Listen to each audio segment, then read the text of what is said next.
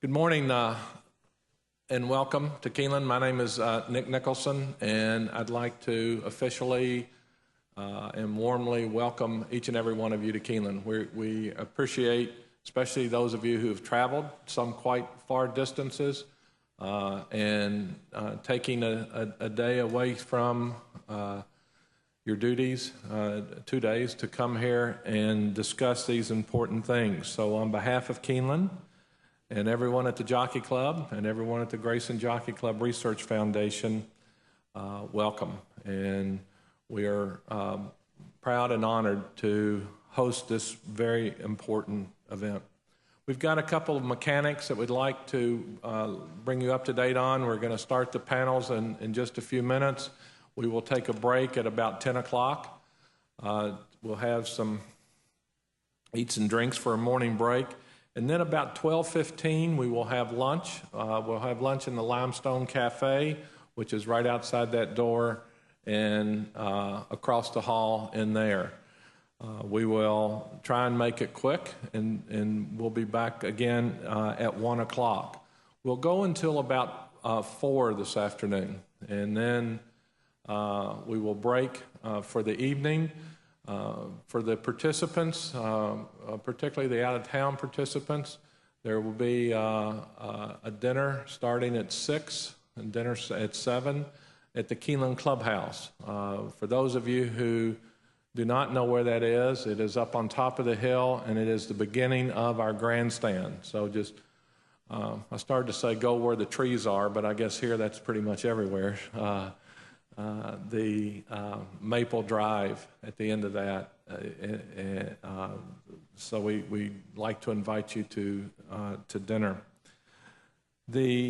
For those of you who are participating, we also wanted to do something special for you while you were here. So tomorrow you'll be getting a wind shirt with the logo from us, and I think that'll be fun to wear it all over as you go back to your jobs and travel across the industry to remind people about the important work that's been done at this safety summit. And if you want to take some souvenirs, your badge will get you a 20% discount in the Keeneland gift shop. So that's pretty much all my commercials.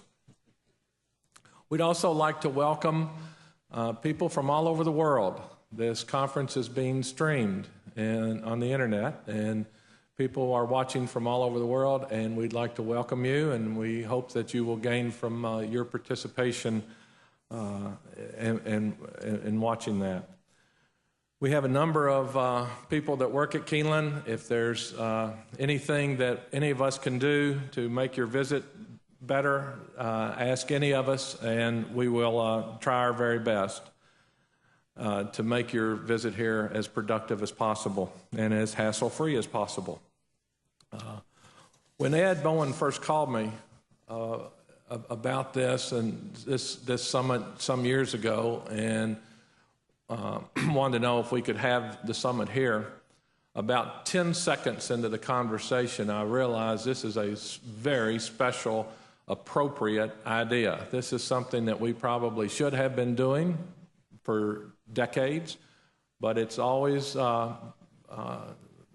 best to start. And we thought it was an extremely appropriate thing to do. We think it's a great idea, and we are extremely supportive of it. I think this is now our third one. Some of you, I know, have been to all three. I hope that the theme for the next 2 days will be momentum. Momentum. We've got to continue the momentum of safer races, of an industry dedicated to the welfare of our athletes, human and equine. And this safety business is one in which there is no final victory. Wherever we are, we've got to strive to get better. Wherever we are, we've got to strive to get better. We can never say that we have reached the final destination. And so it's appropriate that people of all different disciplines will get together and share ideas and challenge each other in a respectful environment that I'm sure will be the next few days. This summit will be, I am positive, a catalyst for positive change and innovation that will make our sport better. So we look forward to the next few days, and I am sure that tomorrow afternoon we will all walk away from this summit better informed, re-energized, and recommitted to making significant substantive changes that will make our industry stronger. So once again, we appreciate you being here, and if there's anything we can do to make your visit better, please ask me or any of the team of the staff here. We're honored to host you, and good luck. And now I'd like to officially introduce Ed Bowen of the Grayson-Jockey Club Research Foundation. Thank you.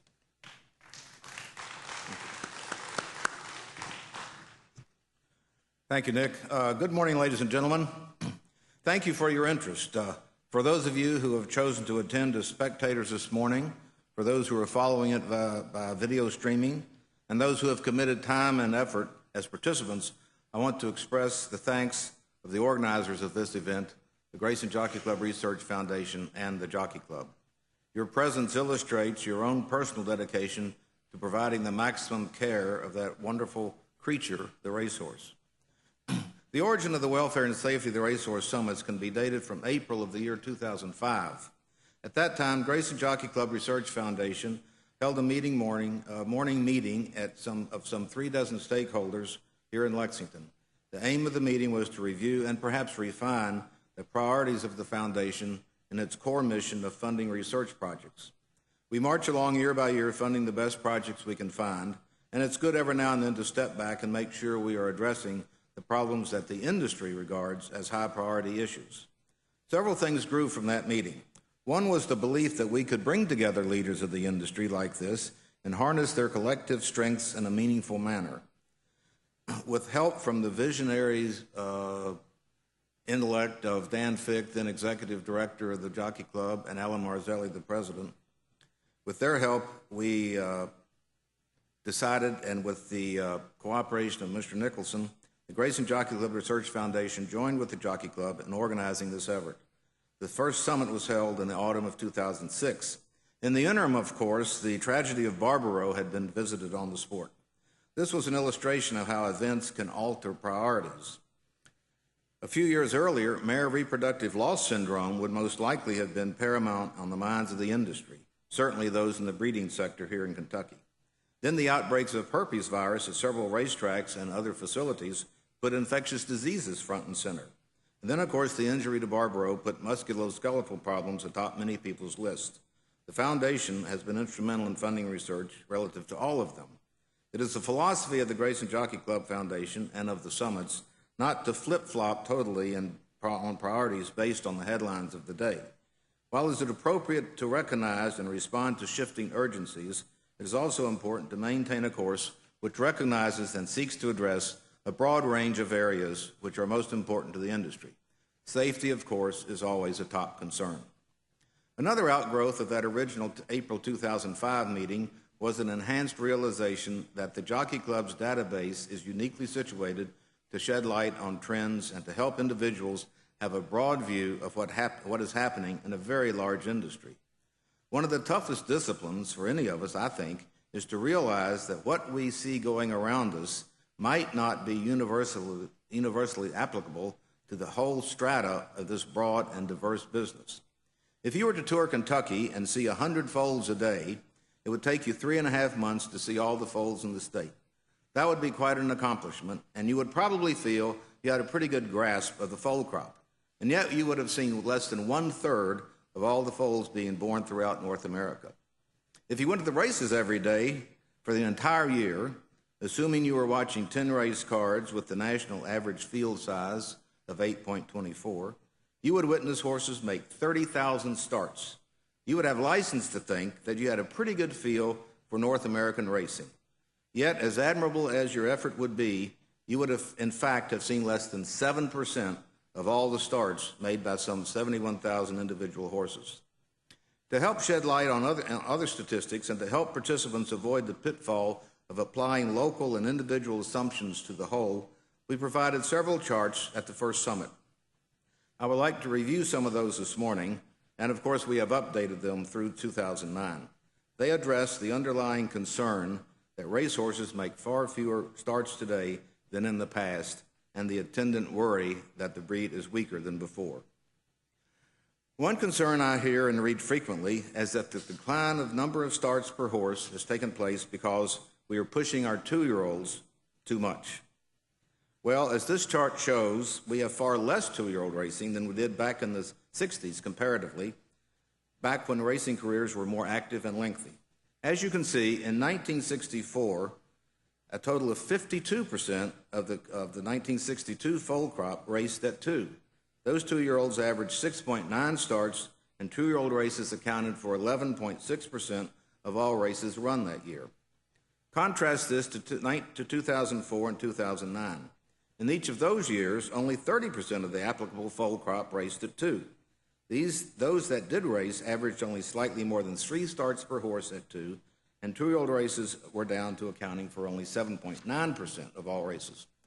So it is difficult to accept the claim that any of today's perceived weakness can be placed at the door of 2-year-old racing. In fact, as Dr. Larry Bramlage eloquently pointed out at the Jockey Club Roundtable in 2008, horses which started to actually average more total career starts than horses which do not start racing until after the age of 2. Yet I would bet if you'd ask a dozen people, you would find several still holding to the conviction that 2-year-old racing is part of the problem of declining career statistics. Now here's one that I plead guilty of having been, how can I put this, dead wrong. Prior to seeing this chart, I would have assumed that part of the decline in overall number of starts per horse was because the highest level of horses were making fewer starts and dragging down the national average. Well, guess again, Bowen. This chart shows that the rank and file horses, the allowance horses, and the claiming horses are not out there turning away a race every couple of weeks as per their image of the past. As you can see, in fact, horses that started in stakes races made about the same average starts per year as the lesser strata. All in all, there is very little difference in the composite number of starts among graded stakes horses, other stakes horses, and allowance and claimers. Another theory that is tossed around freely is that the advent of the mega stables has had a marked effect on number of starts nationally. Again, it is a matter of what you see around you being applied universally. We looked at the impact of the top 10 trainers and money earned in recent years compared to 1976. That year was selected because at one time it was the earliest year for which complete computer data were available. Let's see what we found. In 2009, the top 10 trainers by earnings. In the aggregate, they averaged 3.9 starts per starter. This would not include any horses in their stables which, for whatever reason, made no starts in the year. We're not going to zero in on individual trainers this morning, but as you know, the top 10 in 2009 included Steve Asmussen, Todd Pletcher, Jerry Hollendorfer, and Scott Lake, each of whom had several hundred starters and more than 1,000 starts each. Again, I would have thought that the top 10 trainers of 1976 would have had dramatically higher number of starts. Well, they did have more, but it was not nearly as dramatic as I thought. In those days, the leaders included Jack Van Berg, Laz Barrera, and Charlie Whittingham. Van Berg, King Leatherberry, Richard Dutrow Sr., and Buddy Delp each had more than 1,000 starts that year. The aggregate average of the top 10 trainers by earnings in 1976 was 5.7 starts. I admit this is a considerably lower number than I would have expected, and it indicates that the difference between today and the old days is not nearly as big as some people might think.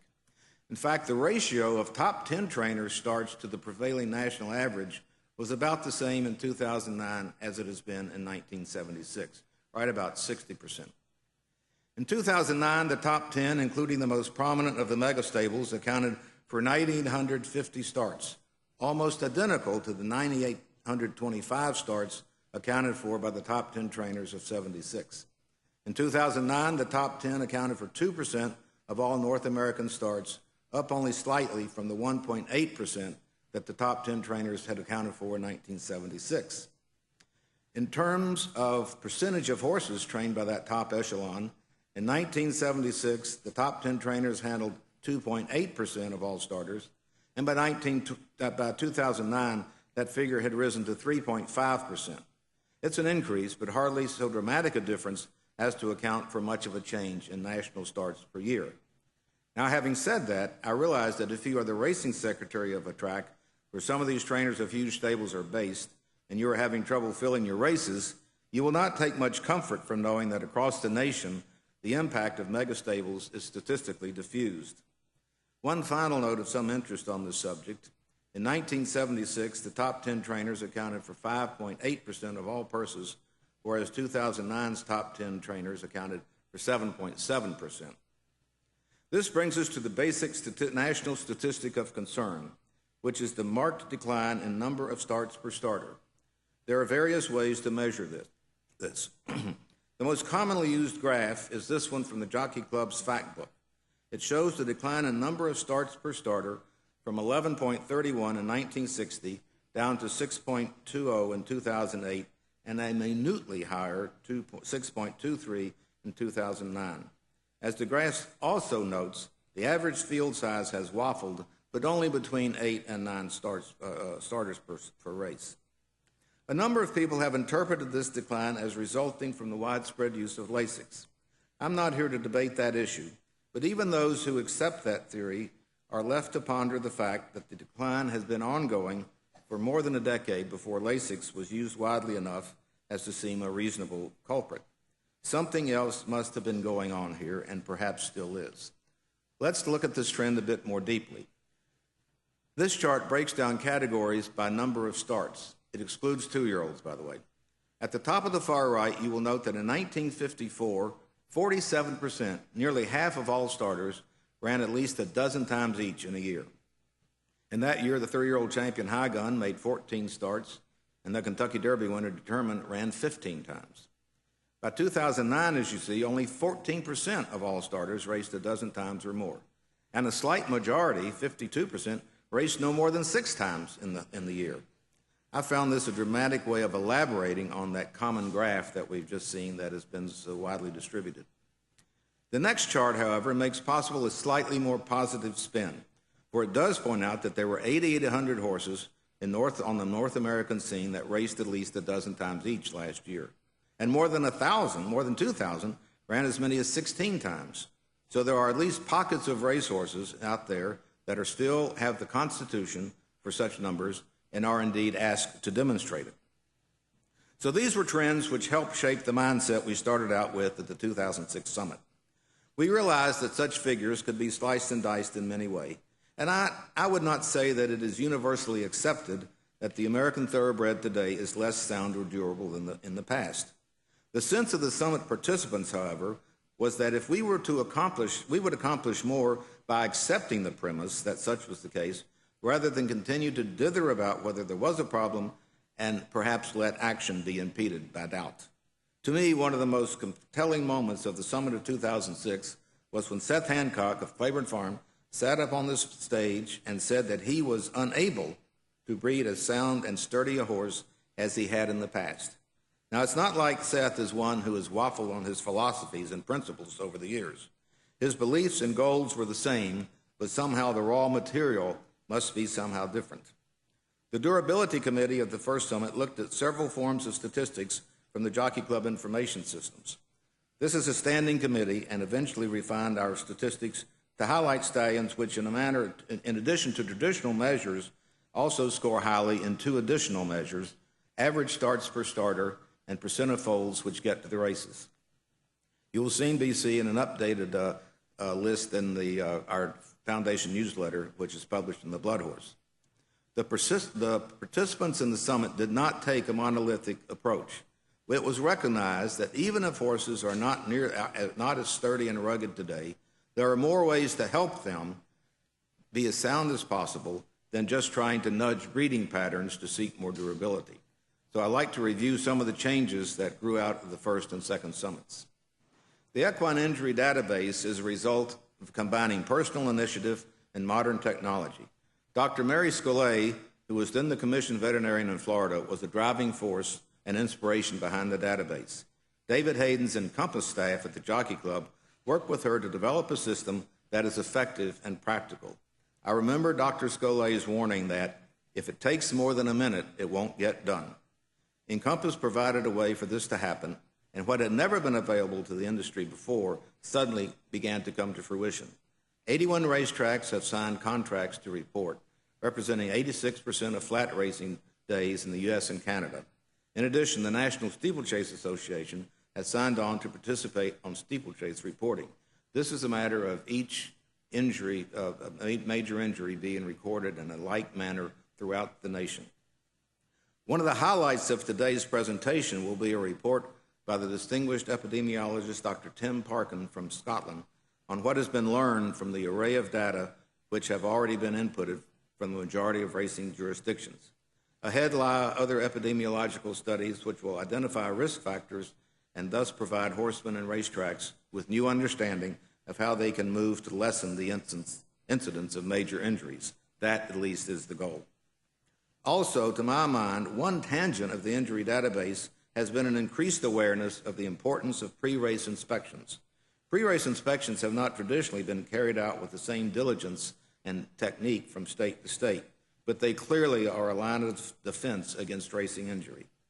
Let me stress that this has not been a matter of coming with a system and everything running smoothly on its own. Dr. Scolay, who is now with the Kentucky Racing Commission, meets virtually weekly with Kristen Hicks, Kathy McNeely, and Angela Carroll of the Jockey Club. They review all reports from racetracks. Those tracks that fall behind in reporting are contacted. Those reports that are not consistent are urged to comply. This is a service to the industry, which requires ongoing effort, and these ladies provide that oversight.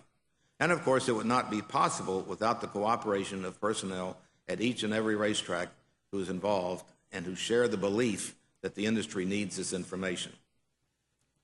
Restriction of front toe grabs also was a subject at the first summit. Since the 1990s, information developed by Dr. Sue Stover and her colleagues at the University of California, Davis, had been available showing that high toe grabs on front shoes of thoroughbred racehorses put them at increased risk for injury. The data has been there for years, but so many horsemen have felt for so long that they were doing the right thing by the horse by using long toe grabs for traction that the knowledge went largely unheeded, even resisted. Growing out of the presentation on this subject at the Welfare and Safety of the Racehorse Summit, one of racing's dynamic leaders, Bill Kasner, took up the cause with articulate vigor. Even before he had the badge of prestige of being the breeder owner of a Kentucky Derby winner, Mr. Kasner made convincing presentations to the Association of Racing Commissioners International, their annual meeting, the Jockey Club Thoroughbred Safety Committee, and other venues. The industry finally budged, acknowledged that the science was there, and took action. I would be remiss if I left the impression that there was universal buy-in. Some trainers cling to what they regard as intuitive and still resist the science. However, the following 19 states have adopted the 2 or 4 millimeter front toe grab maximum: Arkansas, California, Colorado, Delaware, Florida, Illinois, Indiana, Kentucky, Louisiana, Maryland, Massachusetts, Minnesota, New Jersey, New Mexico, Oklahoma, Oregon, Pennsylvania, Texas, and Washington. In addition, the following racetracks have implemented the 2 or 4 millimeter front toe grab rule as a house rule on their own: Aqueduct, Belmont, and Saratoga of Naira, as well as Monmouth Park, Charlestown, Mountaineer Park, Penn National, and Prairie Meadows. Another of the major developments whose germination was connected to the Welfare and Safety of the Racehorse Summit is the Racing Services Testing Laboratory. Dr. Mick Peterson, along with Dr. Wayne McIlwraith, were instrumental in developing this concept, and the Jockey Club was among the industry stakeholders which stepped up with the funding that allowed it to become a reality. You will hear in a few minutes from Dr. Peterson of Maine University, who has become one of the key achievers in the industry as he travels from track to track, assisting superintendents in producing and maintaining safe and consistent racetracks. Already, more than 24 tracks have availed themselves of this service, which is designed to become a self-sustaining, not-for-profit entity. The laboratory, located in Maine, was launched last summer and focuses on composition analysis and performance testings of both natural and synthetic racing surfaces. Service for on-site testing includes use of ground-penetrating radar and a biomechanical hoof tester. As is true of several summit endeavors, a standing committee on racing services continues to confer on a regular basis. Overall, the potential for major strides in providing safe racing services is huge today, involving such technology as GPS mapping of moisture on turf courses, as well as sophisticated watering machines which respond to moisture needs of specific areas of the racetrack. Another committee of the summit, the Hoof Care and Shoeing Committee, in addition to promoting the toe grab rule, is one of the committees with an educational component. Farrier Mitch Taylor was among those who took the lead in producing a DVD on hoof care. To date, some 750 copies have been distributed, many to libraries. The DVD, the information is also available on the internet, and I'm very proud to say that there have been 5,600 visits on the DVD website from 74 countries. I don't think I could name 74 countries, and at my age, half the ones I named are probably known as something else now. But I think it's a wonderful illustration that the thirst for knowledge is out there. You know, we're a charity. We hate to spend money on advertising, so we didn't do a blitz on this, but the word got out, and 74 countries, people in 74 countries have accessed this. Now, this leads me to one of my favorite topics, which is continuing education and licensing. That's another committee. Some years ago, Dr. Stover, published a paper which pointed out scientifically that while the majority of injuries are preceded by some existing pathology. While the actual moment a horse is injured often appears visually as a sudden, instant event, in most cases, something was beginning to go amiss prior to the moment of trauma. I don't know how long it took this information to spread to all trainers, but I would assume that it certainly put horsemen and examining official veterinarians on notice to heighten their diligence in examining horses prior to racing or training. This is an illustration of the desirability of ongoing education to assist trainers and foremen and grooms, anyone who has a hands-on contact with the horse. The summit's produced an ongoing continuing education and licensing committee, as I said, and its first major project was developing a standardized trainer's test. This was recommended to the Association of Racing Commissioners International. Once the test was ready to be adopted by any who chose, it was also recognized that a trainer's study guide was desirable, and this too was produced. I regret to say that this has not been universally adopted by any means. As of our last survey, only 7 states have adopted all or portions of the trainer's test. I know it's arrogant to say, hey, we provided you with a good test, we have handed you a way to improve, why don't you adopt it? But I admit it's difficult sometimes not to fall into that line of thinking.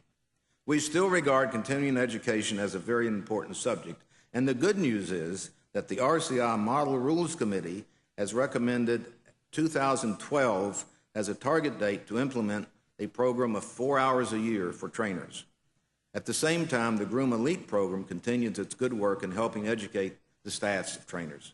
Some trainers, in fact, recognize the importance of the Groom Elite program to the extent that they increase the pay to grooms who have gone through that course.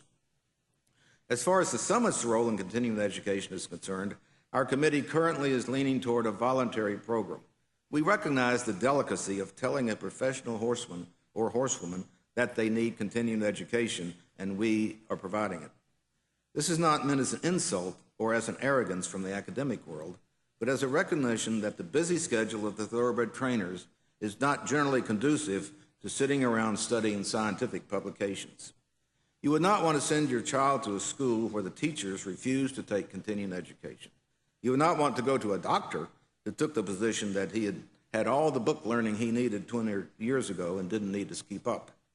Similarly, just as in the case of the study on pre-existing conditions, horsemen deserve the opportunity to be exposed to any new information that has been developed.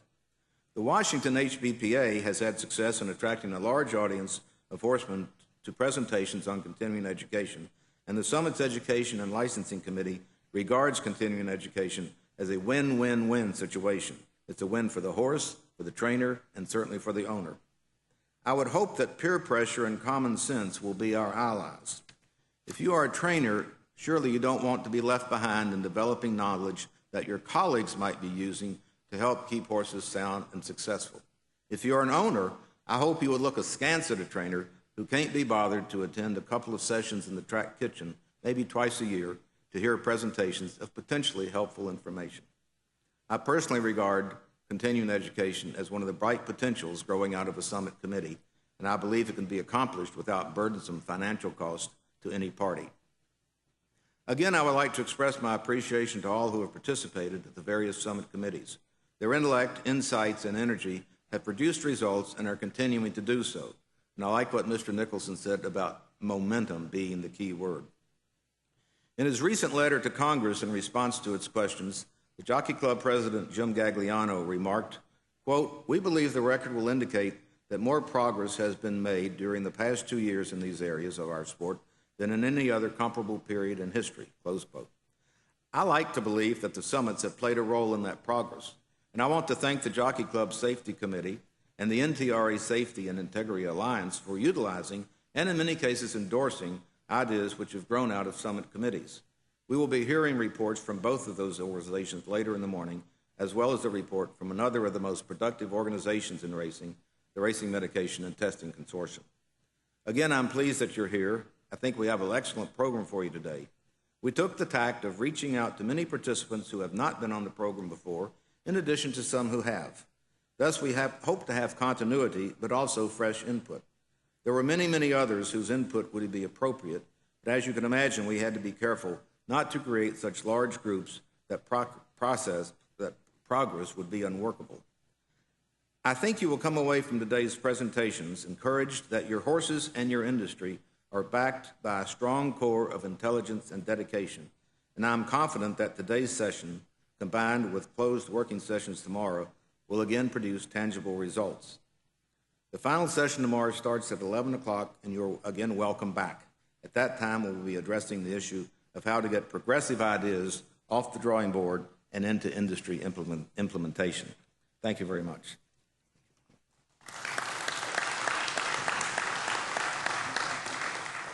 I will now segue from doing all the talking to asking questions of actual experts. So will the first panel please come forward and assemble on the stage?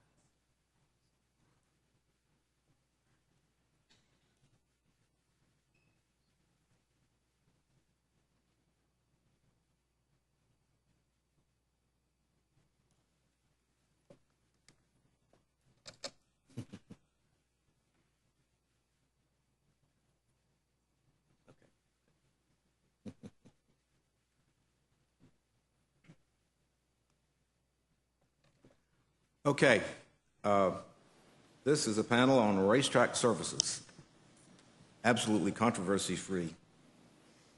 On my left, we have Dr. Ashley Hill, Assistant Professor of Colorado State University. She's an epidemiologist who is going to be, we anticipate being intimately involved in the ongoing progress of epidemiology. Dr. Sue Stover, whom we mentioned earlier, is one of the real stars of the research world, and she's continuing to work with her colleagues as assistant professor, Colorado State University. She's continuing to do research on racetrack surfaces. Then Dr. Mick Peterson, he's kind of the Johnny Appleseed of the turf. He goes around not planting seeds, but planting seeds of knowledge, and has really put in more frequent flower miles than most of us, except I think he has to go by car some. He is head of the Racing Surfaces Laboratory that we spoke of earlier, and he will be making the presentation. Lynn Kozak is Director of Racing Surfaces at New York Racing Association. Just imagine the range of what he deals with. All three of those tracks have at least one turf course. They have dirt tracks. He has the inner winterized dirt track at Aqueduct. And we have a new one, Javier Barajas, who is replacing Erwin Dredger, who couldn't get in from Toronto. Mr. Barajas is the director of racing services at Median, so he's pretty well accepted in the world as an expert. And Dubai. Yeah, Median, the race course in Dubai, right? Maidan, yeah. Maidan. I didn't pronounce that well. No, Okay. Maidan. Okay, good. Maidan. Okay, good. And he also came from Arlington Park, so he has great experience. And I met Javier last week at the superintendent's panel, and he is quite a partier. We came back from a game. His 16-year-old son was the designated driver, and we taught him how to make some U-turns that were illegal. And but his mother wouldn't let him join us in the bar, so we tried to do well by Javier. They call him Caviar in Dubai. Anyway, I'm going to turn it over now to Dr. Peterson, who will make a brief presentation, and then Dr. Stover, and then we'll get involved in a give and take panel discussion.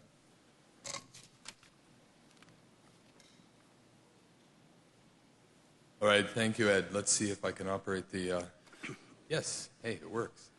All right, I have to acknowledge my colleague on this, Dr. Wayne McIlwraith, who's been involved in this from the very beginning and actually kind of roped me into this more than anything. Whenever I talk about surfaces, I always have to start out trying to put a framework on it because surfaces are an obvious target for a lot of the frustration and even so much as blame. But racing is a challenging game, which I don't have to remind people in this audience about. When things happen, owners want answers, trainers are concerned, we get the risk to the rider. And of course, you know, not every horse is a winner. Not every horse is even sound. And it's easy to blame the track, and occasionally it's true. The important thing to remember, though, is even when surfaces aren't the problem, sometimes they can be part of the solution. So it's a broader issue. From the second Welfare and Safety of the Racehorse Summit, the first recommendation that came out was the primary objective was to promote consistent and safe track surfaces conditions, and that's really what the focus of my effort has been on. Let's talk about outcomes from the second summit. What has happened? As Ed mentioned this morning, there's a nonprofit laboratory in place. The biggest thing that this laboratory can provide to the industry is standard procedures for testing track surfaces. The laboratory methods that have been used very consistently at the tracks, they aren't consistent around the country. Oftentimes they're based on agronomy or civil engineering, and they aren't even consistent methods. And frankly, we have some different needs in the horse racing industry that don't exist in those other industries. So in that case, we're developing new tools, and we're using split samples. In this case, the Racing Medications Consortium is a very similar model. And then also the other thing that come out of the second summit was the start of a central database, looking at track composition, weather, and also maintenance characteristics of the track. There's a lot to be done, though. We still do not have a standard set of tests, a toolkit for the superintendents to use on a daily basis to characterize the tracks. In some countries, there's a standard accepted methods for testing turf in particular, but there's a continuing need for daily information on the track performance. And most importantly, these methods need to be based on science, not some sort of a traditional method. And there's no traditional monitoring protocol. That includes even the sampling. So as this data accumulates, this is where the similarity to the Equanimity Database comes in, is this data needs to be accumulated in a way that it can be tracked over time. Now, there's going to be significant differences in what's needed because of climate, because local conditions, and even the horse population varies. But we need reliable and consistent testing methods that can then be tied to this risk assessment, and then the methods need to be shared broadly. The more information we have, the more consistent tracks we have. This has been one of the patterns that I've seen very consistently.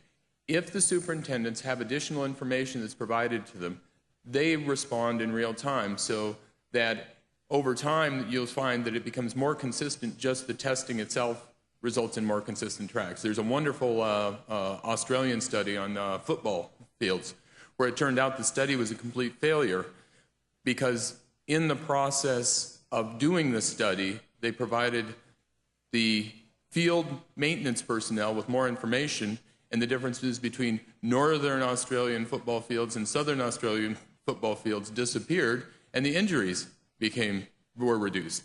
So the irony here is we develop the methods, we really want to track the effect on injuries, but we may actually be reducing injuries just by doing the tracking itself because we're providing the people who take care of the track with more information. But the focus, the investment needs to remain on protecting the horses and the riders. Now in track surfaces, we've always tended to focus on inputs. We need outcomes, but we focused on inputs. And everybody who knows horse racing has known controversy has existed always about how much water, too much water. Rained, not enough water, please water the track. Composition, there's too much sand, too much clay, whatever the question is. Now it's too much wax, the wrong kind of wax. Design, banking, fall into the same category. What we really need to know is the performance of the horse. Some of the performance characteristics are pretty obvious. Permeability, we want the track to drain. These synthetic tracks, we need for them to drain when it gets rainy, and we need to be able to keep racing on them. Dirt track and all other tracks, we need to make sure they have proper shear strength so the horse can get a hold of it and run forward. Hardness, it can't be too hard. That's kind of what we associate with chips. And energy absorption or the liveliness of the track. How we get there? There's a number of solutions to that, and we've clearly seen them. We see some of our best dirt tracks are similar to the synthetic tracks. We see synthetic tracks that have struggled. So there's a number of solutions, and we need to look at all of them. But the target has to remain on safer tracks for the horses and the riders. So the most basic information we take out of this is maintenance and the weather. Maintenance on synthetic and dirt tracks has to respond to weather conditions. By tracking this, using a standard weather station at a track location, the weather can be logged to a central database. This is being done in California, and all the Churchill Downs track, all the weather data now goes to a central database, and over time we can look at that and associate that with risk. Water application, especially for a dirt track. We don't even keep track of when we're applying water. That's how we respond to dry weather.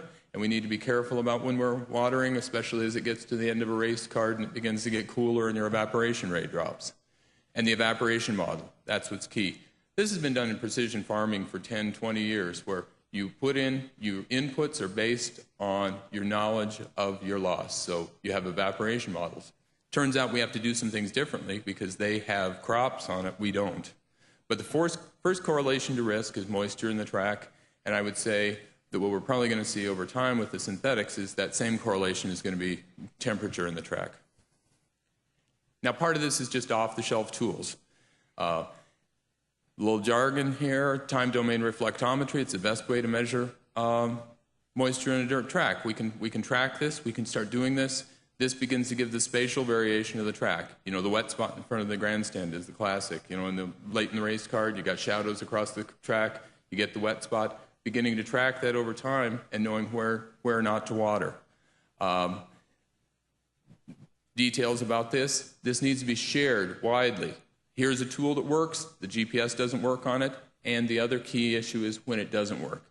These tools don't work for synthetics. Why not? Because the rubber in the synthetic gives you a false reading.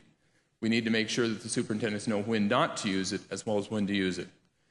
Horse racing is big enough to address these needs. We've seen that certainly with our tractor leasing programs and things like that, where we can go out and we can work with the industry and find the right tools. Track composition testing. Now this is really what the Racetrack Surfaces Testing Laboratory is focused on. Maintenance depends on the climate and the design.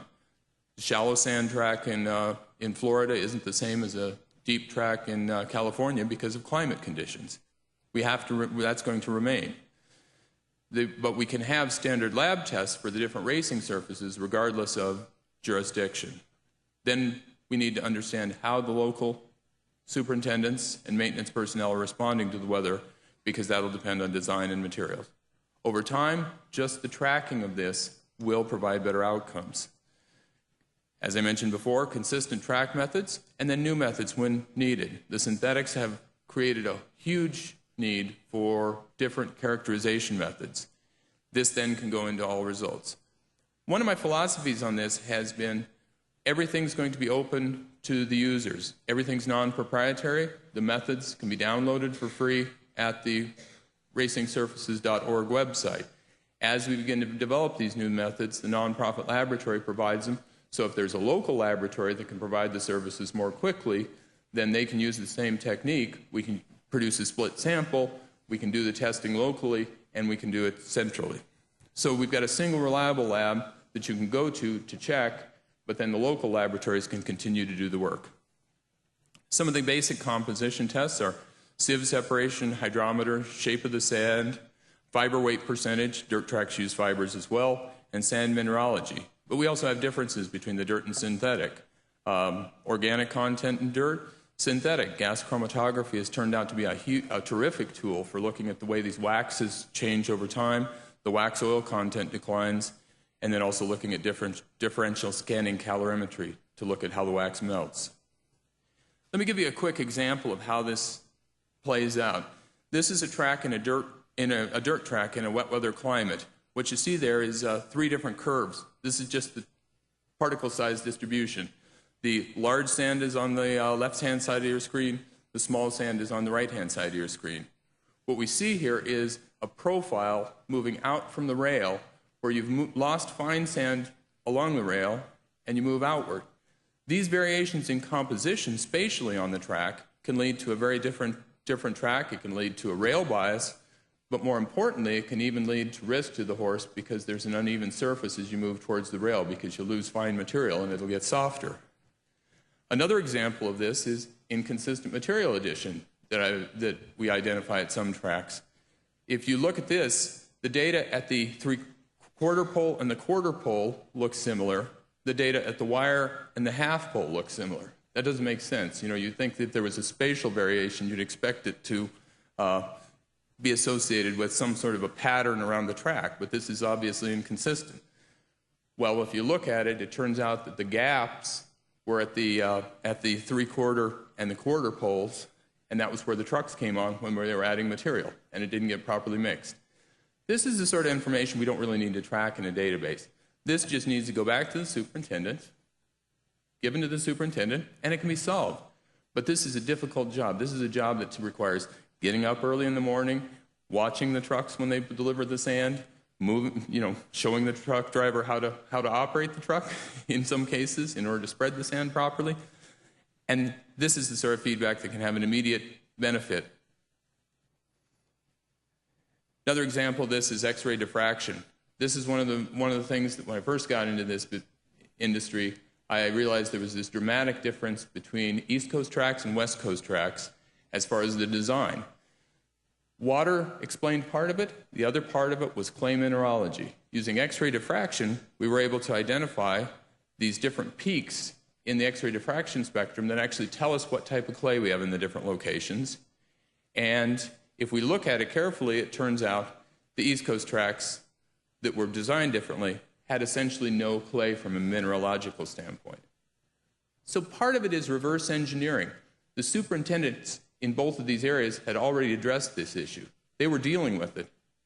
What we need to do is begin to document what their understanding is and then propagate that understanding. So if you have a new supply of clay, you understand what it means. So these tracking inputs, it requires broad participation, access to the database of materials. This is a tool for the superintendents and the tracks. And then the measurement aspects of what I've come to call the silver plan is weather monitoring, documenting water and track configuration, and material composition. And I call it the silver plan because this is the plan that all the tracks should be able to implement. There's a lot more we can do. There's the gold and then there's the platinum plan, but most tracks should be able to handle this. But what about beyond the inputs? I said that's what we've done in the past and we need to move beyond that. That's where we move to performance. We need the right materials. It needs to produce the right shear strength in order for the horse to be able to get a hold of it. It can't be too hard. It needs to have the right energy absorption. That's the liveliness. Some of the basic material laboratory tests that we've started using are Tri-Axial shear strength. This is basically characterizing whether a track's going to be cuppy. For the synthetic tracks, we do it for temperature, For a dirt track, moisture is the most important characteristic. The tangent modulus is a measurement of how hard the track is as a function of the load that's put on it. Again, we have to control it for temperature and moisture. And then the penetration resistance is another laboratory test that tells how forgiving or lively the track is. Here's an example of a dirt track. What you see here is the different moisture contents. This is what makes it difficult to maintain a dirt track. If you look at the left-hand bar, it's at 8% moisture content. The shear strength increases at 10% moisture content and then decreases at 12 and decreases further at 14% moisture content. This is difficult. You got to know which side of the curve you're on, whether you know when you decide whether to water or not. A little more water might make it faster or slower, depending on which side of that 10% curve you're on. The shear strength here is varying. When you go from moisture content, varies from 14% to 10%. We have this huge shear strength variation.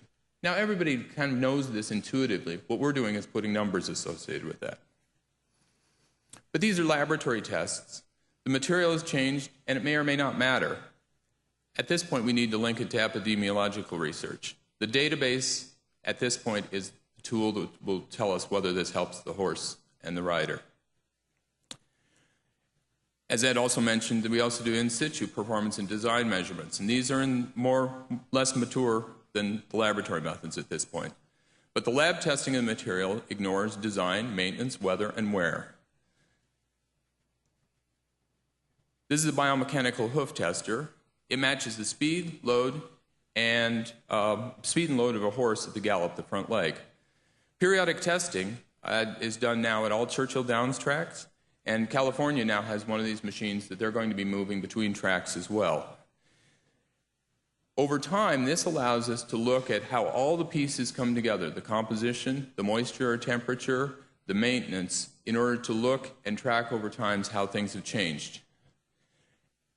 It is particularly valuable if we have a big day or a big week, like Derby week, because at that point, the data can be tracked all week, and you can give the feedback. So if there's variation or extra traffic, and there's extra focus on the track at that time. Again, though, oftentimes it just tells us what we already know. This is data that shows the effect of moisture content on the peak load, which is the hardness of the track, and the shear strength of the track. What these correlate to strongly? Moisture content. So if we talk about dirt tracks, the biggest factor we have to deal with is moisture content. So if we can begin to control some of these basic variables, we begin to make a more consistent track. For design evaluation, we've got a number of other factors. Banking and transitions. As Ed Bowen mentioned, there's a number of tools that can allow us to get a more consistent transitions from the straights to the bank and the amount of banking. GPS or laser evaluation allows us to map those on a regular basis. Evaluation of the drainage is critical on these dirt tracks because we want it to be consistent moisture content across the track. And then looking at the cushion depth and then monitoring these critical areas in the track like the gaps and the high traffic areas. Ground penetrating radar allows us to detect variations in the base and the depth of the cushion, holes in the base, and also what this does is it also identifies areas where you may have separation of the material. The real goal here is to identify issues before a problem arises.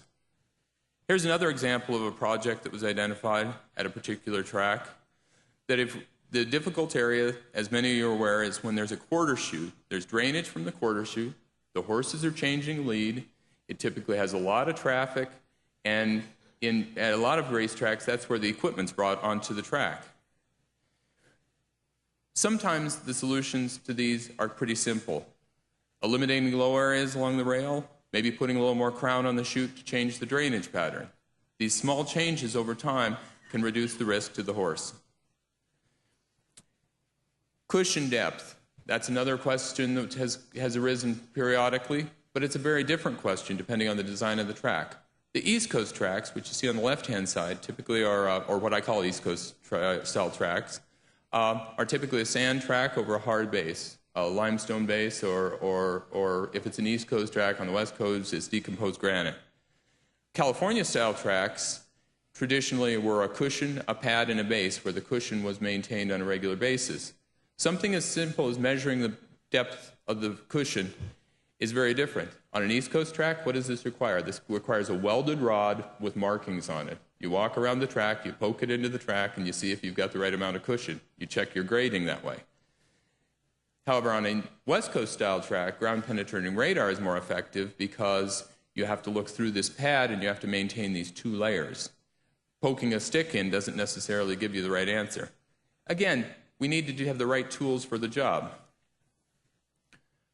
But let me emphasize, at the end of the day, if we begin to document this information, it gives us something to look at to see what matters to the horse and the rider.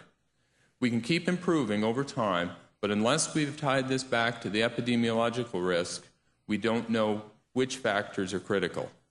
We need to have a central data repository that looks at maintenance methods, performance testing, and track composition.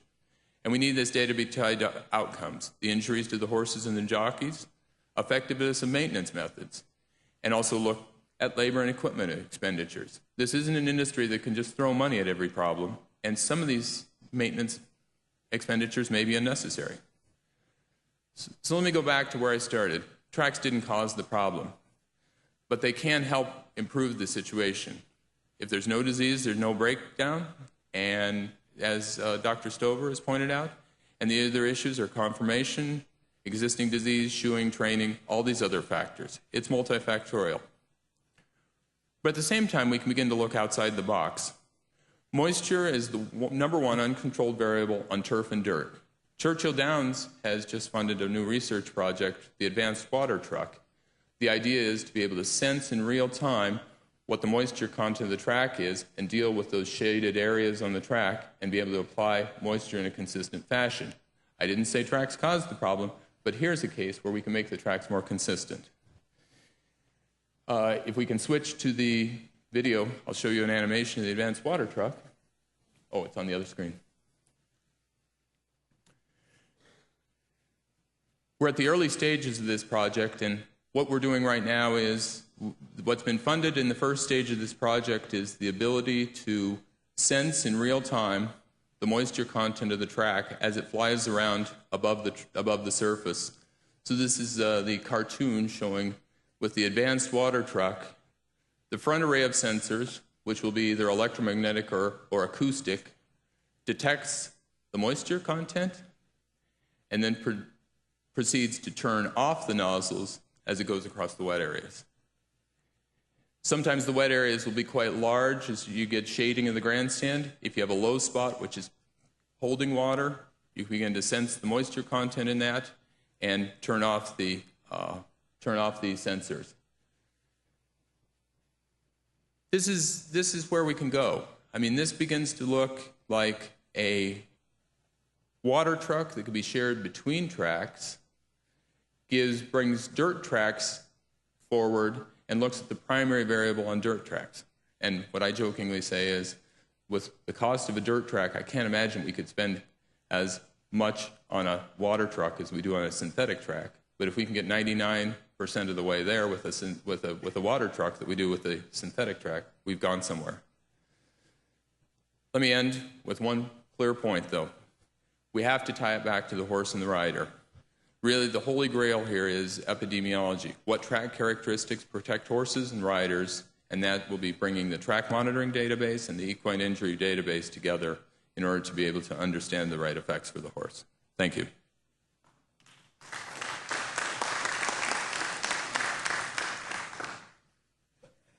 Thank you so much. That's really fascinating. I'd now like to call on Dr. Sue Stover, who is well known in research, including the horse and racetrack. So she looks at the big picture. Dr. Stover.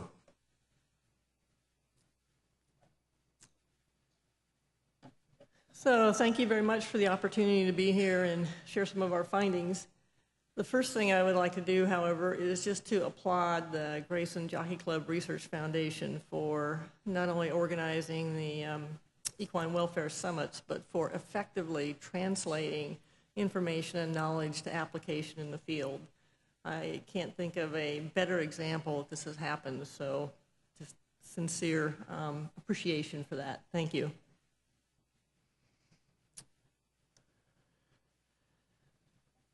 So again, thank you for the opportunity to share some of our findings funded by the Grayson-Jockey Club Research Foundation relative to injuries and race surfaces. We've known or learned over the past number of years that fatalities of long bones that have fractures are related to pre-existing injuries, usually stress fractures or sites of stress remodeling.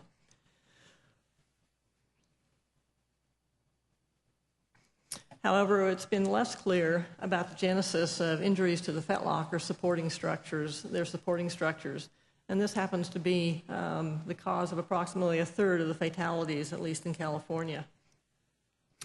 The fetlock is supported by a set of structures, the suspensory apparatus that start with a suspensory ligament, which divides into two branches, inserts on the proximal sesamoid bones, and continued by the distal sesamoidian ligaments.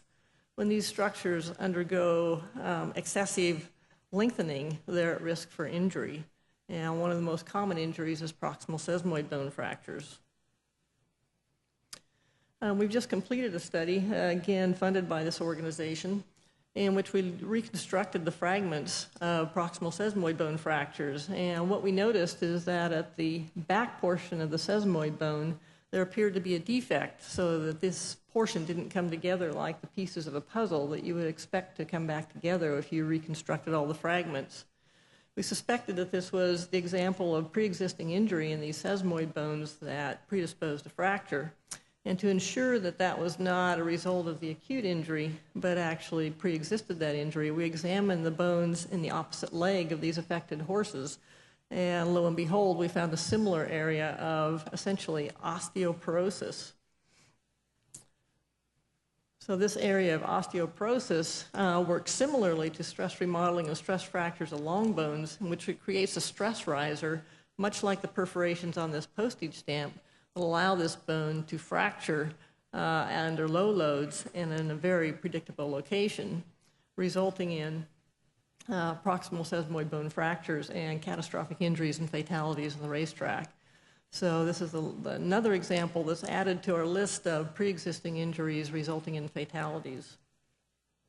So these catastrophic injuries occur when bone that is initially damaged is removed in the repair process, creating this transient period of osteoporosis. And in fact,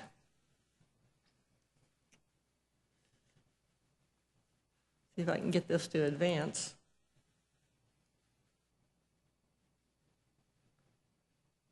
And in fact, these injuries are related to actually normal conditions, normal training and racing conditions superimposed on compromised bones. And that leads us to two key concepts, that these mild injuries are actually created by induction of damage, probably from high impact loads. However, that damage occurs at least several weeks prior to when the horse is at great fracture risk. So that their highest risk is actually during this period of transient osteoporosis, when the damage has been removed but before it's been replaced by healthy bone tissues. And that to me is really an opportunity. It means that these fatalities are actually preventable, and that's because we have a window of opportunity in these period of weeks or actually months in some instances in which a horse becomes at risk, and we have an opportunity to detect them. Very nice study out of Kentucky showed us that you could actually detect signs of mild injury in pre-race physical examination that was associated with increased risk for more severe injury. And even though that severe injury might not occur very often in the race following the pre-race physical exam, some nice work by Ashley Hill demonstrated that horses with these signs of injury actually are lost from the racing pool at a very high rate. 3 months later, approximately 45% of these horses were lost from the racing pool if they had sign of an injury at pre-race physical examination, whereas only 10 to 15% of those horses that did not have signs of an injury picked up on pre-race physical examination were lost. So again, I'm very optimistic about our ability to make a difference as we move forward. Now, we recognize that multiple factors are associated with risk for injury, but the one I'm going to focus on today is just the race surface, at least for this panel. And I think the importance of these findings relative to the race surface is that the milder injury that predisposed to catastrophic injury developed before the day of catastrophic injury. And oftentimes the race surface on that day is blamed for the injury, may have played a role, but it certainly was not the only role and maybe not the major role on that particular day. That milder injury likely occurred, however, because of high impact loads, and certainly race surface is one of the factors that will affect the magnitude of limb loading.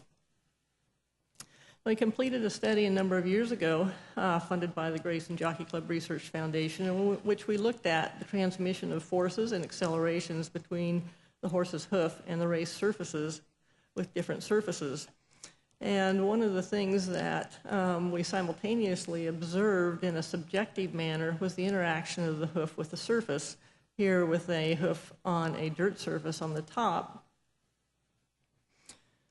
a synthetic surface on the bottom, and, in the middle, and a turf surface on the bottom.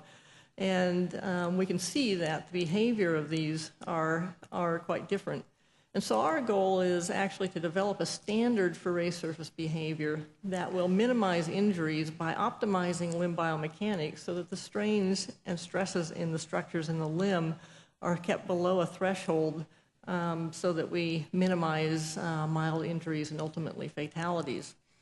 This standard would also minimize the need for skeletal readaptation, which is one of the sources of stress remodeling, which is one of the factors that leads to pre-existing injury. So it would minimize the need for this readaptation as horses move from surface to surface, because the behavior of that surface, even if it were made of different materials, would be consistent from racecourse to racecourse. And however, racetracks in different climatic conditions might use completely different materials in a cold climate, wet climate, versus a dry or hot climate in order to achieve the same behavior. So a variety of surface materials to achieve the same behavior. So in order to develop that standard for race surface behavior, we have to know what surfaces are actually optimized limb biomechanics. Our approach to doing that is to recreate surfaces in the laboratory, characterize surface behaviors, the effect of various factors on that behavior, and then to simulate these behaviors to determine the behavior that optimizes limb biomechanics and thus would minimize or reduce for injury. Now we're currently doing that with, again, another project funded by Grayson that we refer to as the track in a box. It's a little more economical to study surfaces on a small scale in a laboratory than to rebuild whole race courses and empirically determine what the effect might be. And it also allows for the study of single factors while avoiding those confounding factors that are continuously at play in the environment.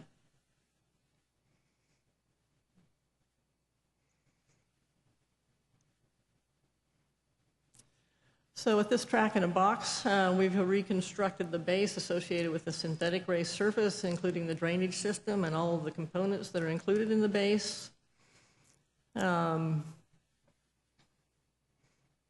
We've constructed a track testing device, similar in principle to Dr. Peterson's device, within a frame over that box. And that track testing device can also be transferred onto a portable system that's used for making tests on the race surface. These efforts are actually synergistic to those that Dr. Peterson is applying because we're looking at validating those measurements we make in the racetrack in the laboratory so that we make sure that the results that we find in the laboratory are actually applicable to real circumstances. And so this is the device on our portable system at the racetrack. And just an example of some of the information we're gathering from the device while we're validating the ability to use this system in the laboratory. Here we have an impact that's simulating the impact of a hoof of a horse that's followed in the footsteps of another horse ahead of it at the race. If we compare the peak load or force from the first impact in black with the second impact in yellow, we can see that that horse that's coming across that impact after another horse has already been there is about 25% higher than what the initial horse perceived. And we can look at the effects like harrowing, for example, on different surfaces. In this instance, we have the first impact in black, the repeat impact in yellow. We harrow the surface to a shallow depth in red, and we've reduced the peak force a small amount. If we re-harrow it deeper for this particular surface, we see that we bring it down almost to the very initial impact. So we've recreated that surface behavior for the horse. We also recognize that the surface material makes a big difference in understanding laboratory conditions. Here the open circles represent a second order surface or a different material and compared to the solid symbols. And we can see the same pattern except for all of those impacts, the peak forces are markedly higher. We also recognize that maintenance affects different surfaces differently. And of course, racetrack managers probably know this just from intuition, but we can characterize it. In this instance, we can see that the effect of a particular harrowing method, not meant to be representative of all harrowing methods, is much more effective in transforming a dirt surface's behavior than that of a synthetic surface.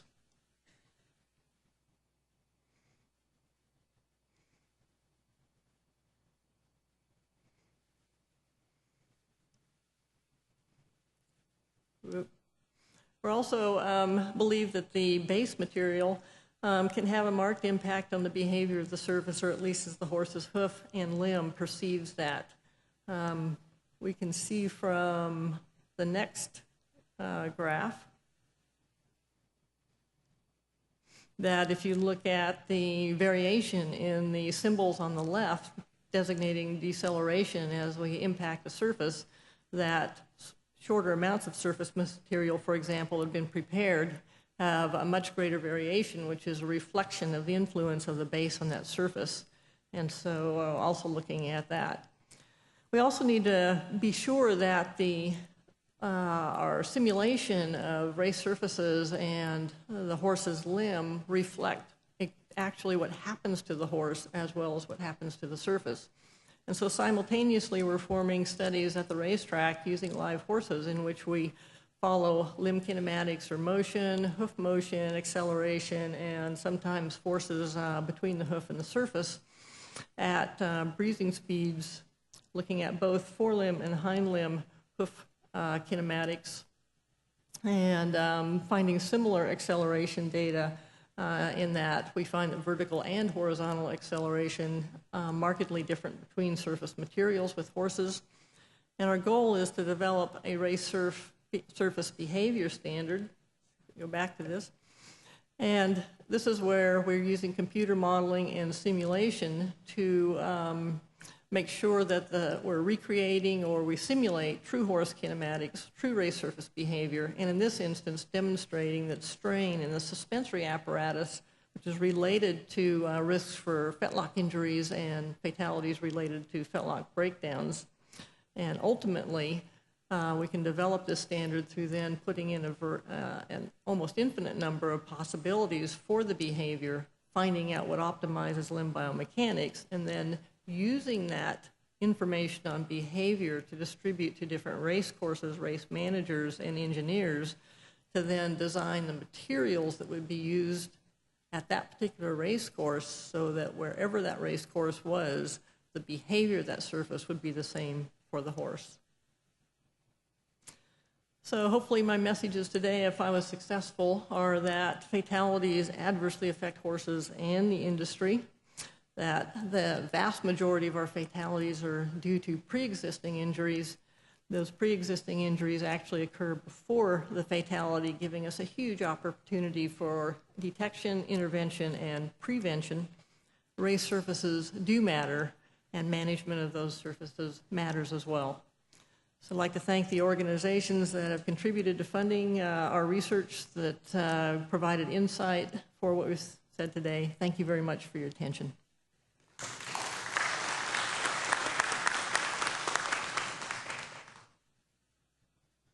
Thank you very much. Now I'd like to start the question session here. Dr. Hill, epidemiology was stressed as something that's going to be very important, and I was reminded Trainer magazine this month has a debate between two trainers, and the one who is against synthetic surfaces says that he thinks the statistics that show synthetics safer are affected by the fact that pre-race testing was improved at about the same time the track was laid down. So it reminded me, can you talk to us a bit about how practical, how efficient eventually epidemiology can be, and how you work through all the variables that you'll be facing? Sure, thank you. I think that what epidemiology, the main purpose of epidemiology is to take observational real-world data and try and tease out the effects of individual factors while accounting for the effects of other factors. And I think that it's a critical step to try and address the really multifactorial nature of these problems. I mean, if injury was an easy problem to solve, we would have solved it already. And I think that everybody here brings a lot of expertise in different areas, and trying to first collect all the data that's needed, that includes pre-race examinations, as well as track surface, as well as moisture, temperature, training regimens. All of these things have the potential to contribute to the occurrence of injury, and addressing them all, analyzing them all together so that you can tease out the effects of individual factors, and then focus on the factors that A, have the most impact, and B, are the most manageable, I think is the direction that we need to go. Thank you. Thank you.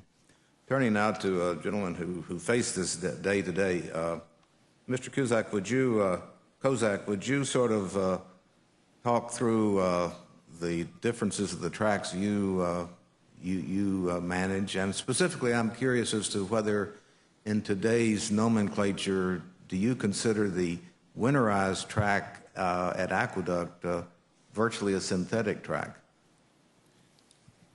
Sure. Excuse me. Sure. Starting at Saratoga, we've got basically a clay-based track for the main track with what Mick would refer to as an East Coast style track that we maintain with a harrow that basically rides on the base of the racetrack. What changes a little bit over at Oklahoma, it's more of a natural base track with a cushion that we cut a determined depth each day with a lift harrow that we monitor our depth, whether we cut 3 inches, 3 1/4 inches on that track. Going down to Belmont, we've got our main track, which is also a clay-based track, that the harrows go back to a harrow that rides on the bottom of the racetrack or the base of the racetrack, similar to our limestone base for our training track at Belmont. The composition between the two tracks is different.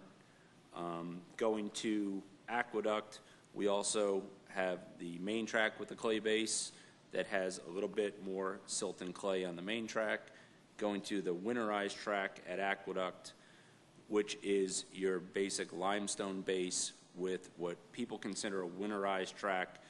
It's just a higher masonry sand content. We reduce the silt and clay for the wintertime maintenance. With the weather that we do have in New York, we do maintain it with a little bit of salt through the wintertime just so we have a consistent surface. One of the things that we're going to look into, which has been a problem industry-wide, I think, is people do their silt and sieve analysis and clay content, and they're getting some false readings on some generic testing that's been done. And with some help from the new testing laboratory, with especially in the area of the X-ray diffraction, to get some of these different clays that work better to what we're trying to achieve, I think it's going to help industry-wide. I mean, we bring materials from upstate New York, from New Jersey, from Maryland, even as far as Virginia to the track, just to add the component that we're looking for to make that proper composition. And the sieve analysis that everybody's used for the last 35 or 40 years, even with split samples and different testing laboratories, now there's a new tool for us to use that's going to hopefully, where it can be tried and tested in a smaller environment in the lab to see what it does to the different properties of the cushion.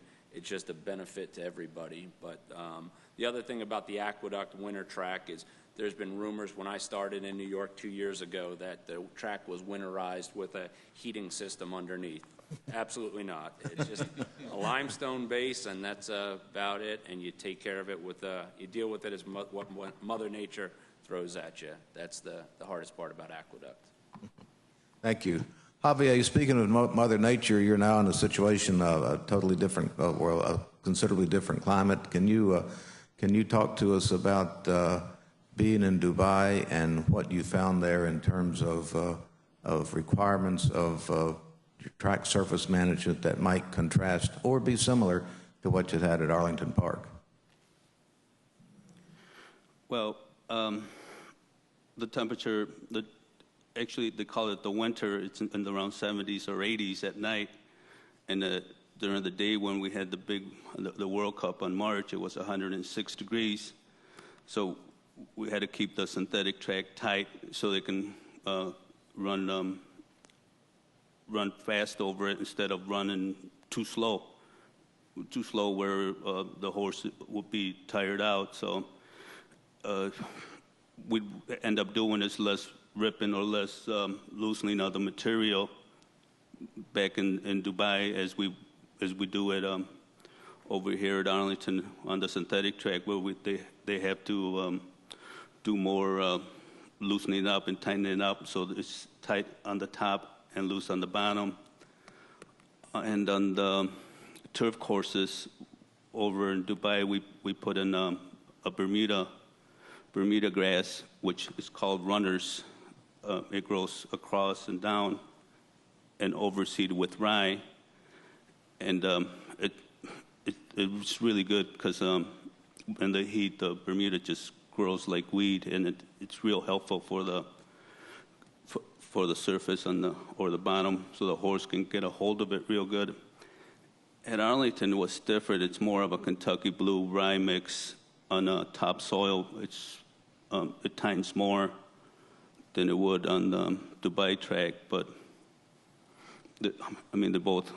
I've been real fortunate to work with great turf courses, so on both parts of the world. So.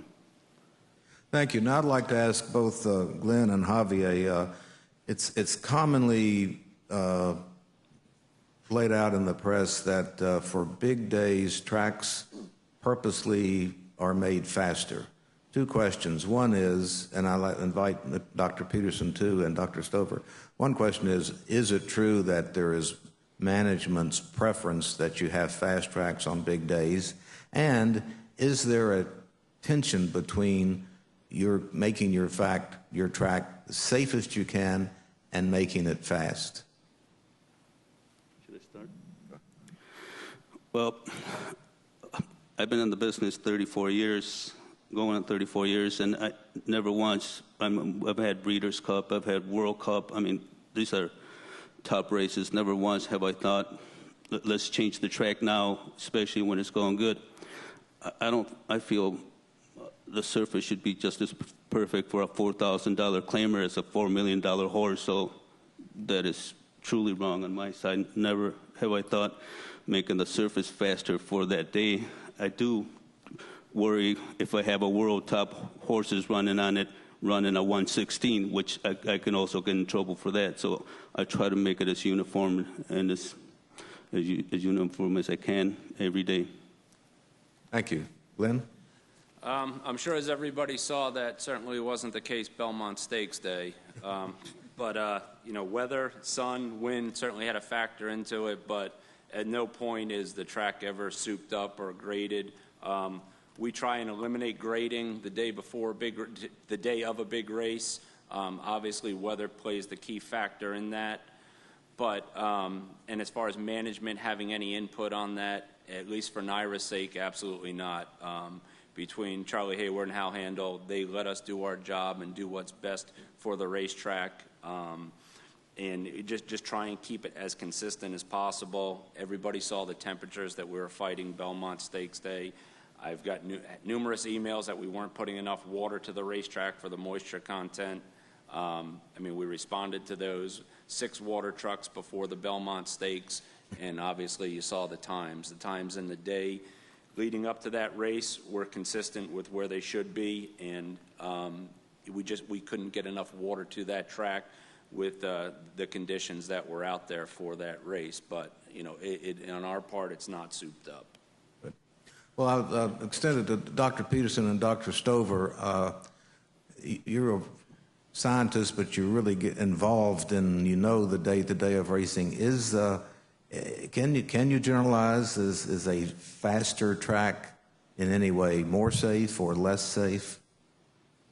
Well, let me pass it off to Sue for that. I want to hang with the superintendents on the previous question. Okay. I've got data, and this is really where data plays into it. I've got data from Derby Week in 2009, every day of the week, and I've got the same data for Churchill Downs for 3 different time periods over that same spring meet.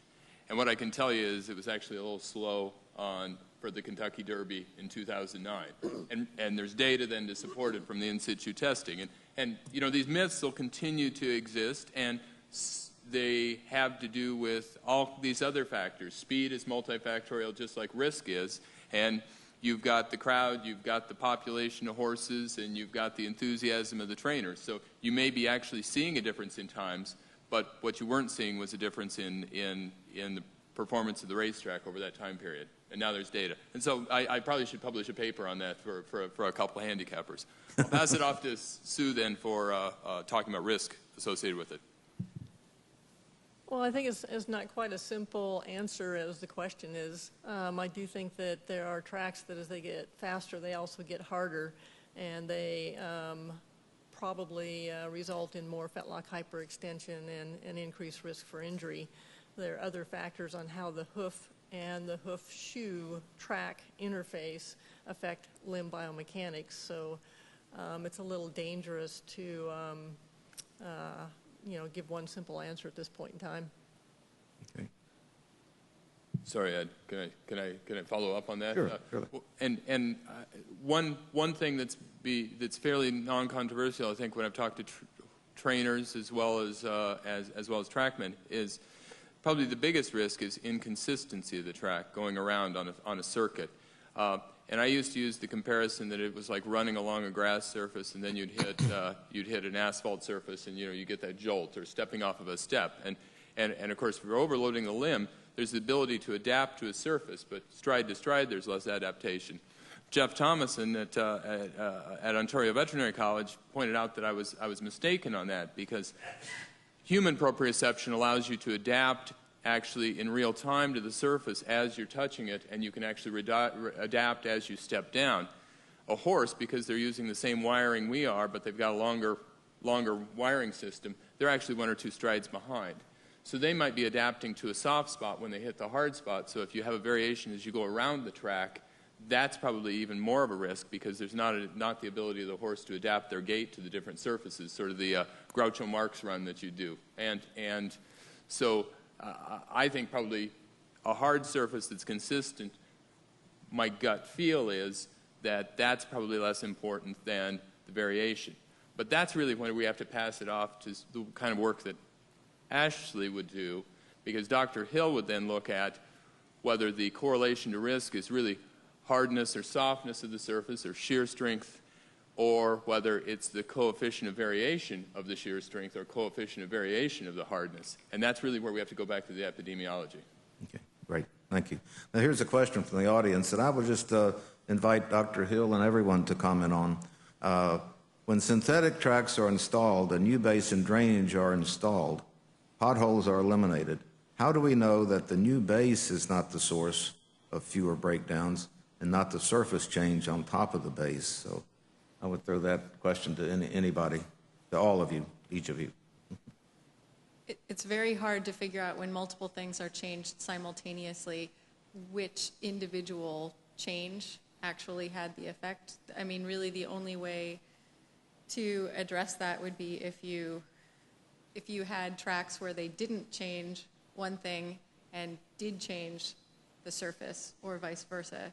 But when everything happens at the same time, in an observational type of situation, you can't really address that. That's why it's really important to also have the controlled lab experiments, because then you are able to analyze the effect of each factor individually.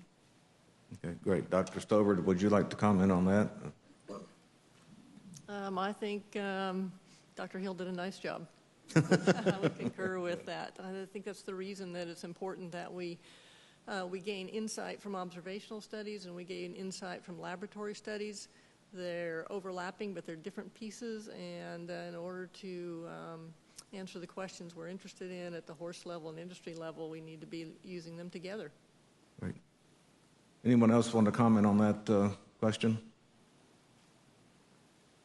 As far as synthetics, I don't have enough experience with them to comment on that.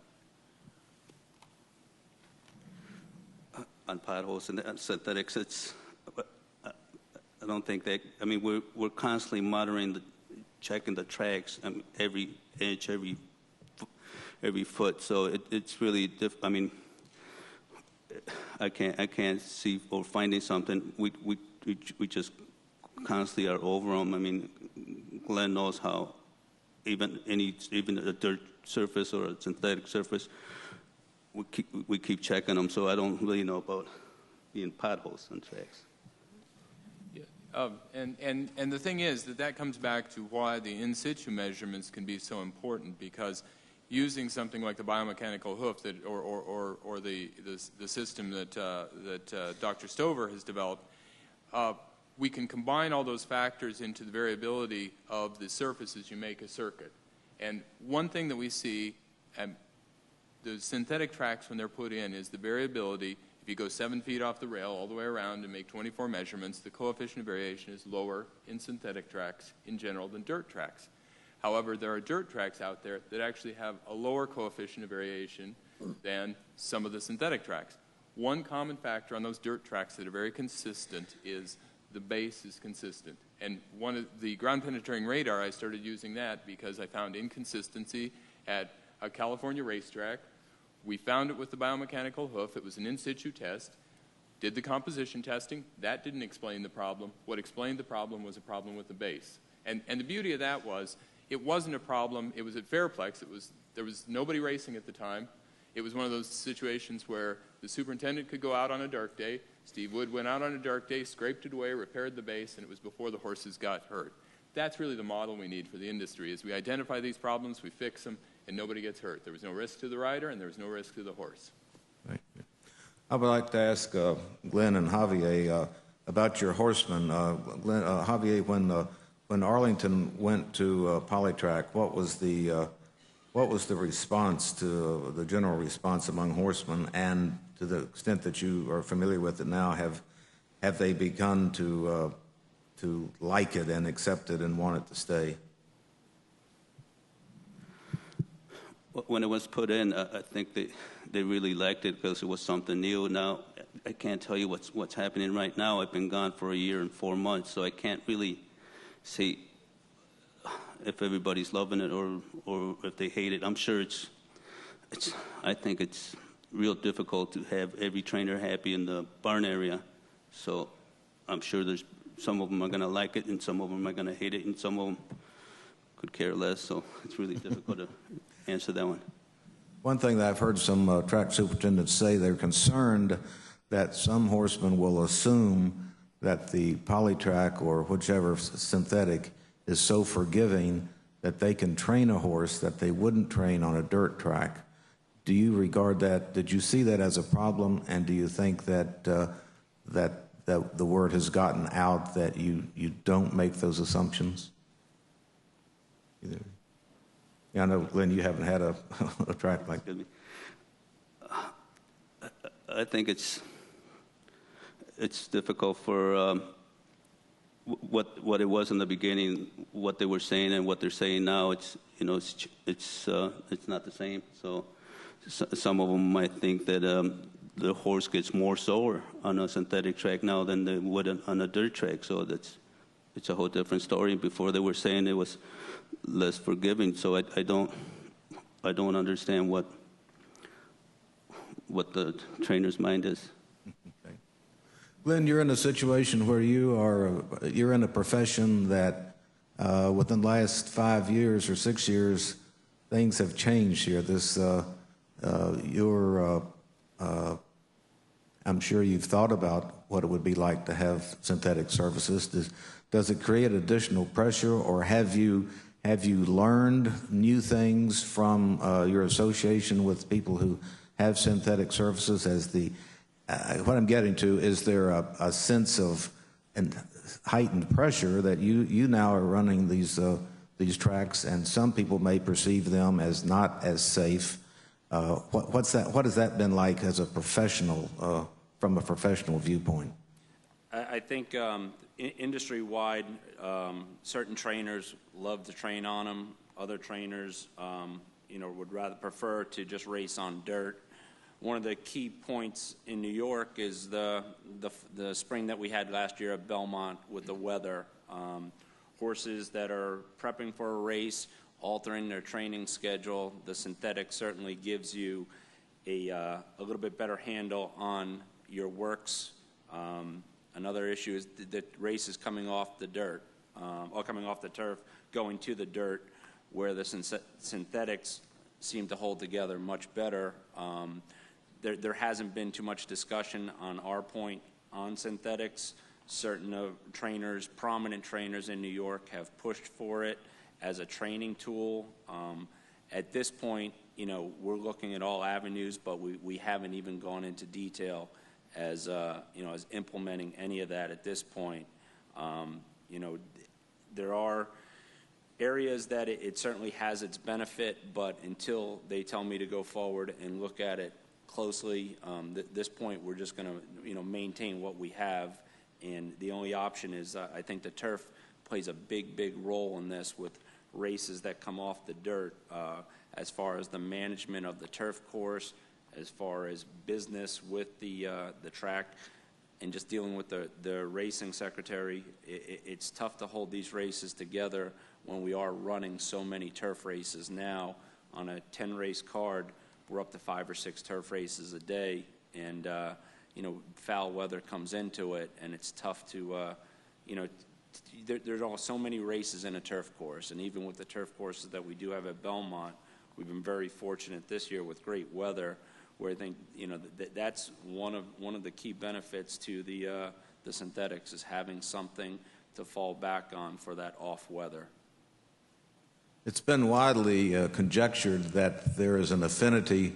A horse who likes grass, it's generalized that they do well on synthetics. And I would ask Dr. Peterson and Dr. Stover that, from your observations, is there anything that in the way the horse's stride responds to the surface that would cause you to think that makes sense, that a horse who likes turf would be more likely to like synthetics too? I think I'd only be speculating. I really don't know.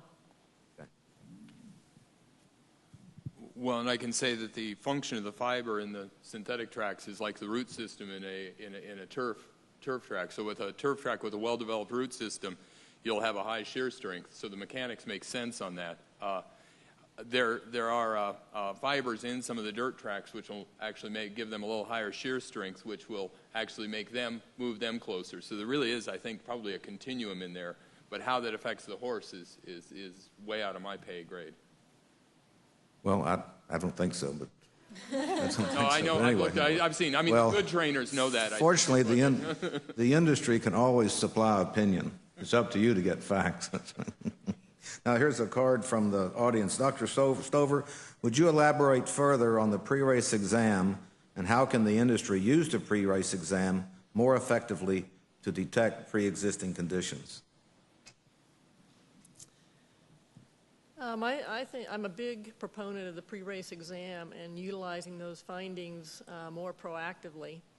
It's one of the things, again, multiple things changed at the same time, but it's one of the things in California that's probably, in addition to the toe grab rule and change of surfaces at major tracks in Southern California, that may have an association with reducing our injury incidents by about 1/3. But again, it's one of several things. I lost my train of thought. Ask me that question one more time. How can the industry better utilize the pre-race exam to prevent injuries? Thank you. I think we utilize pre-race exams, but I'm definitely a proponent of using it more proactively. The hesitancy, I think, in using it in the past was the Kentucky study, which was done very nicely, associated increased risk of, I think, 5 to 18 times for a more severe injury with a positive finding of some abnormality indicating the horse had a mild injury. The difficulty at the same time was that even though the risk is greater, the occurrence of that severe injury is relatively low. And so you might be holding a number of horses back that could have conducted the race successfully. So it's a little more difficult to implement.